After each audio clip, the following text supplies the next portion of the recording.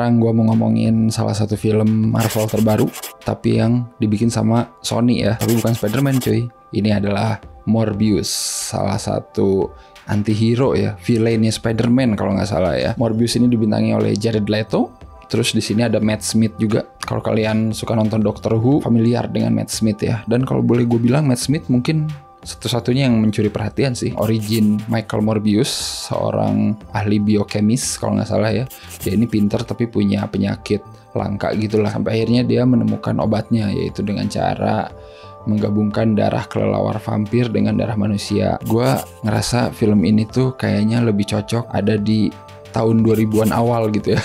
Bukan apa-apa ya, dalam satu dekade terakhir ini kita kayaknya udah terpapar banget sama banyaknya film superhero. Bahkan kalau mau dibandingin sama Venom gitu ya, Venomnya Tom Hardy yang baru-baru ini gitu ya, Venomnya Tom Hardy itu masih kayak punya hal-hal yang memorable gitu kalau dibandingin sama Morbius yang ini gitu. Karena jujur aja pas gue nonton ini tuh ya, plotnya tuh nggak ada yang spesial, template banget film-film superhero origin gitu yang dikemasnya biasa aja gitu. Jadi nggak ada yang spesial asli sama sekali gitu ya. Jadi gue di sini kayak kasihan aja gitu sama Jared Leto ya terutama karena dia kayaknya selalu main film adaptasi komik yang kurang dapat perhatian gitu ya. Karakternya mungkin efek skripnya juga dan pace film ini yang bener-bener kayak satset gitu. Malah ngingetin gue sama filmnya Venom yang kedua kemarin ya, yang Let There Be Carnage. Jadi kita nggak bisa terlalu peduli juga sih sama karakter-karakter yang ada di film ini gitu. Percuma gitu, karena walaupun kita tahu karakter A mau mati, karakter B mau mati, ya udah gitu. Karena emang template-nya seperti itu gitu. Jadi bener-bener nggak emosional sih gitu pas nontonnya. Padahal tone film ini udah dibawa cukup serius ya, dan itu nggak masalah kata gue ya, karena kan bebas-bebas aja. Kalau Venom yang kemarin mungkin emang ada lawak-lawak ya, karena kan si Venomnya sendiri banyak omong gitu yang ngoceh, jadi mungkin unsur komediknya ada dikit gitu. Sementara Morbius ini bener-bener serius gitu ya, filmnya itu horor banget gitu kan.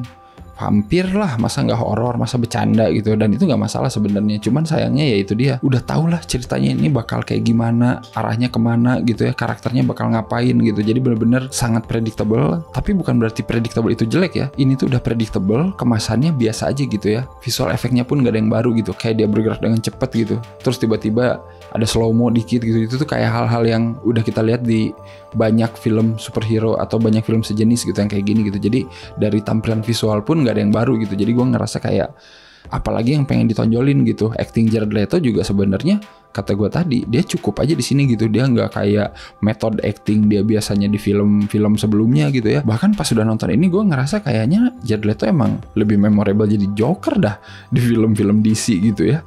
Kayak di situ lebih keluar aja gitu acting dia gitu. Kalau di sini tuh kayak ya udahlah, kayak gue butuh duit aja lah karakter-karakter lainnya gitu ya. Kayak karakter asistennya si Morbius yang cewek, gue lupa namanya, Martin kalau di sini karakternya. Terus kayak profesornya yang dulu ngobatin dia. Terus kayak polisinya, ya Allah, polisinya itu yang main si Tyrese anjir, yang ada di Fast and Furious franchise gitu ya. Gak ngasih apa-apa gitu ke cerita gitu. Jadi kayak ya udah cuman ada di situ doang gitu. Dan ditutup dengan klimaks atau final battle-nya yang sangat B aja lagi gitu ya. Yang benar-benar tidak meninggalkan kesan apapun gitu. Karena final battle-nya itu visualnya komik banget gitu, tapi berlalu begitu aja gitu. Jadi kayak oh gini toh, ya udah deh.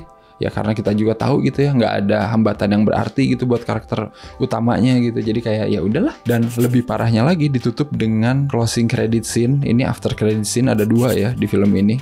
Ada di tengah, jadi nggak di ujung banget gitu ya. Mid credit scene berarti namanya. Bener-bener yang GJ banget cuy, anjir. Intinya di sini bakal ada Vulture ya, musuhnya Spider-Man Tom Holland ya di film Spider-Man yang pertama ya, yang Homecoming. Ceritanya dia pindah ke universe-nya Morbius gitu ya, karena kejadian yang Spider-Man No Way Home kemarin kan. Jadi kayak si Vulture itu ngajakin Morbius gitu buat gabung dia.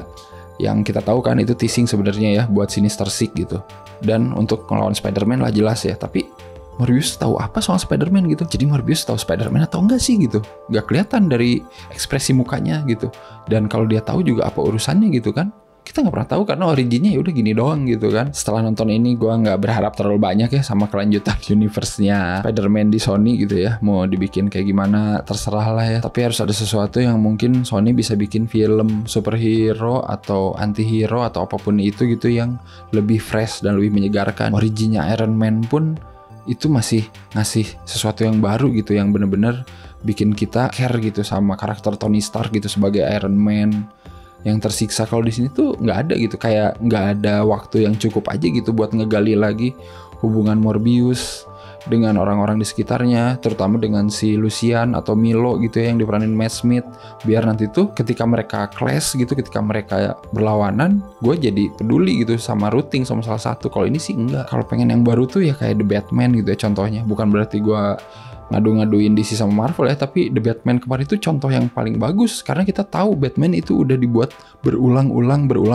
gitu, dan The Batman yang dibikin sama si Matt Reeves itu ngasih sesuatu yang baru. Jadi gue kan tertarik gitu nonton ya, bukan Batman yang lagi-lagi trauma karena bapak ibunya dibunuh dan lain-lain gitu ya. Dan kalau mau gue kasih skor untuk Morbius ini kayaknya 5,5 lah ya. Tadinya gue mau kasih 5 tapi 0,5 nya buat Matt Smith lah yang kayaknya udah susah payah gitu ya berperan menjadi villain yang sebenarnya punya karakter unik gitu. Silakan aja tonton Morbius kalau kalian penasaran dan kabarin kalau udah nonton. Kalian suka apa enggak gitu. Dan kalau nggak suka kenapa? Kalau suka kenapa gitu. Jangan ngomong gue suka karena ada Jared Leto-nya, ya gue juga tahu gitu. Karena emang daya tariknya emang dia, daya jualnya emang dia gitu kan. Tapi secara keseluruhan gimana filmnya gitu aja sih ya. Dan seperti biasa jangan lupa untuk like, share, subscribe, follow IG-nya, follow Twitter-nya, dan kunjungi websitenya, dan mungkin bisa beli kaosnya ya. Linknya ada di deskripsi. Sampai ketemu lagi di episode-episode selanjutnya. Bye-bye.